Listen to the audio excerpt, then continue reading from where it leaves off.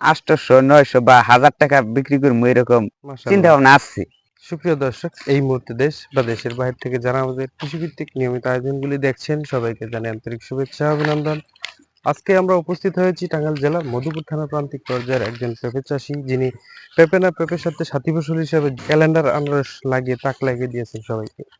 আজকে আমরা ওনার কাছ থেকে জেনে নিব পেঁপে চাষের এবং আনারস চাষের সকল বিস্তারিত। উনি কত টাকা খরচ করে কত টাকা লাভ হবেন এবং প্রত্যেকটা গাছের উৎপাদনের ক্ষেত্রে উনি কি কি সমস্যার সম্মুখীন হয়েছেন, সকল বিষয়গুলো থাকছে আজকের এই ভিডিওতে বিস্তারিত। তাই চলুন দর্শক, আজকে সরাসরি কৃষক ভাইয়ের সাথে কথা বলে বিস্তারিত জেনে নিই।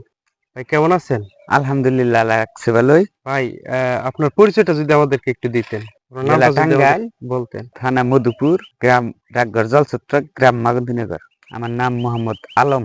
ভাই, আপনার এইখানে কত বিঘা জমিতে আপনি এই পেঁপে এবং আনারস চাষ করছেন? এখানে জমি আছে 4.5 পাখি। 4.5 পাখি জমিতে কতগুলো পেঁপের চারা এবং কতগুলো আনারসের চারা রোপণ করছেন এখানে? এখানে আনারসের চারা আছে 14,000, পেঁপে চারা আছে 1100। 1100 পেঁপের চারা এবং 14,000 আনারসের চারা। এখানে পেঁপে এবং আনারস চাষের জন্য জমিটা কিভাবে প্রস্তুত করছেন? প্রথমে কোন প্রক্রিয়া জমিটা প্রস্তুত করলে লাভ করা যাবে আর কি এই পেঁপে এবং আনারস চাষের ক্ষেত্রে? এই বিষয়টা আসলে একজনে একভাবেই করে। আমি প্রথম জমি চাষ করছি, হাল চাষ কইরা গোবর আমি 4.5 পাখি জমিতে মোট 700 বস্তা গোবর দিছি। 4.5 পাখি জমিতে 700 বস্তা গোবর, এর সাথে কি কোনো সার বা অন্য কোনো উপাদান? সার, রাসায়নিক সার, টিএসপি, বাংলা টিএসপি দিছি 3 বস্তা। অন্য কোনো সার তেমনটা আমি দেই নাই, দেওয়ার দরকার আছে আমি দেই নাই। এই গাছের বয়সটা কতদিন? এখন বর্তমানে 3 মাস বয়স। 3 মাস বয়সে, 3 মাস বয়সে দেখতেছি অনেক গাছে কলি আসছে।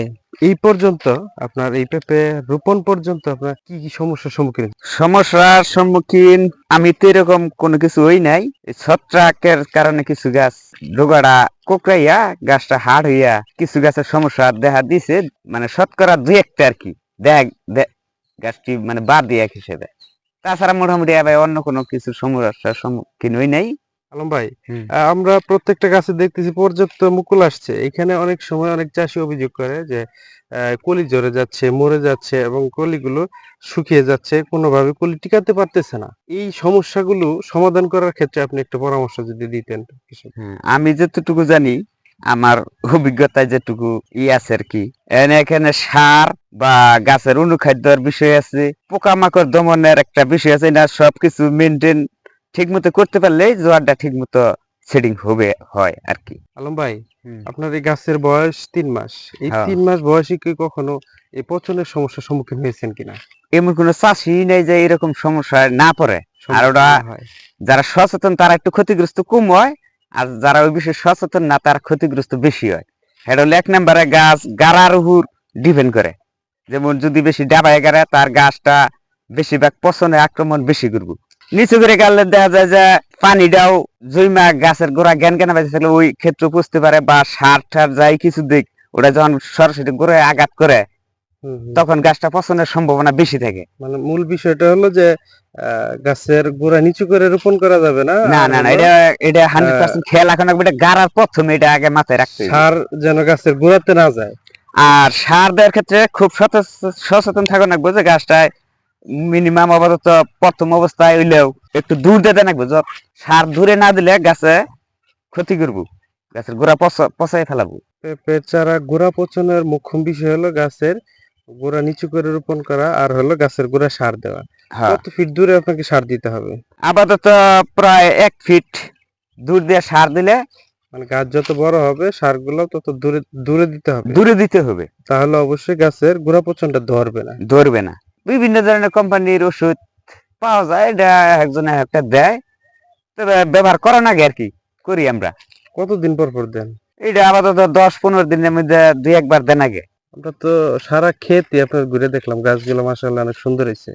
আপনি কত বছর যাবত এই পেঁপে চাষ করেন? এবারই নতুন না এর আগে না, চাষ আর করছেন? 4-5 বছর ধরে করি। তাহলে আপনি তো অনেক অভিজ্ঞ একজন চাষী।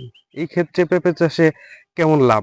আপনি এখানে 1100 গাছ থেকে কি পরিমাণ আশা করতেছেন আর কি? পেঁপে চাষে ফলন ভালো করতে পারলে লাভ আছে। পেঁপে যদি ভালো হয় লস নাই কোনো ফেলি, লাভ আছে। এখানে কত টাকা বিক্রি আসতে পারে 1100 গাছ থেকে?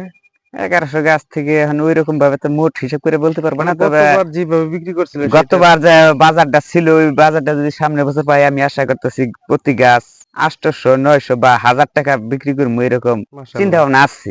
তাহলে আপনার স্বপ্নটা অনেক বড়। 1100 হ্যাঁ, গাছে স্বপ্ন বড়ই। থেকে প্রায় 11 লক্ষ টাকা বিক্রি, এবং আনারস এখান থেকে এই 14,000 চারা থেকে কত টাকা পাবেন সম্ভাবনাময় যে? সম্ভাবনাময় আপাতত 14,000 আনারস কমপক্ষে হইলো 20 টাকা করে হইলে যা 2,80,000 টাকা। ওই রকম তার মানে আসবে আর এই কি। 4.5 বিঘি জমি থেকে আপনি প্রায় 14 লাখ প্লাস টাকা ইনকাম করতে পারেন। সুপ্রিয় দর্শক, আজকের মতো এখানেই আমরা সমাপ্তি নিচ্ছি। দেখা হবে অন্য আরেকটি ভিডিওতে। আমরা প্রত্যেকটি ভিডিও প্রান্তিক পর্যায়ের যারা অরিজিনালি মাঠ পর্যায়ে কাজ করে থাকেন তাদের কাছ থেকে আমরা প্রত্যেকটি ভিডিও সংগ্রহ করে আপনাদের উদ্দেশ্যে, আপনাদের উপকারের জন্য আমরা প্রত্যেকটি ভিডিও ছেড়ে থাকি। যদি আমার এই ভিডিওতে আপনাদের কোনো উপকারে আসে তাহলে অবশ্যই চ্যানেলটাকে লাইক, সাবস্ক্রাইব করতে ভুলবেন না। সবাইকে অনেক অনেক ধন্যবাদ।